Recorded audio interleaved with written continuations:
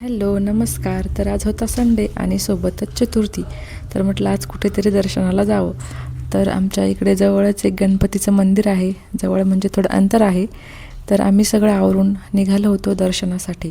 तर आज तिथेसुद्धा खूप गर्दी होती, कारण आज संडे असल्यामुळं बऱ्याच जणांना सुट्टी असते. तर एवढी मोठी लाईन लागलेली होती दर्शनासाठी. तर माझा तरी लवकर नंबर लागला, कारण मी तरी बऱ्याच लवकर गेले होते. आमचं दर्शन वगैरे झालं, त्यानंतर आम्ही आलो होतो. रस्त्यातच लागतो इथे दत्त आश्रम. तर आत्ताच दत्त जयंती झालेली आहे. तर अजून तिथे असा मंडप वगैरे लावलेला, छान छान रांगोळी काढलेल्या. ह्या ज्या रांगोळी आहेत त्या परमनंट रांगोळी आहेत. तर मुलांना इतक्या छान वाटत होत्या बघायला. आणि इतकं छान हे आश्रम आहे. तिथे छान मंदिरं वेगवेगळे, आणि सोबतच इतकी स्वच्छता आहे तिथे खूपच.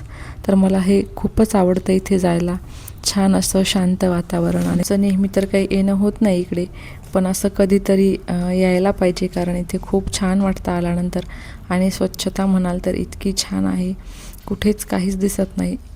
आणि काव्यालासुद्धा इतकं आवडलं होतं. ती प्रत्येक ठिकाणी छान असं जाऊन दर्शन घेत होती आणि आमच्या समोर पळत होती. आणि इथे साखर होती ठेवलेली, तर ती 3-3 वेळेस घेऊन तिथली साखर खात होती. आणि आम्ही आता इथे फोटो सेशन चालू होतं. इथे काव्याचे केस नीट करत होते. भेटूयात पुढच्या व्हिडिओमध्ये. तोपर्यंत बाय.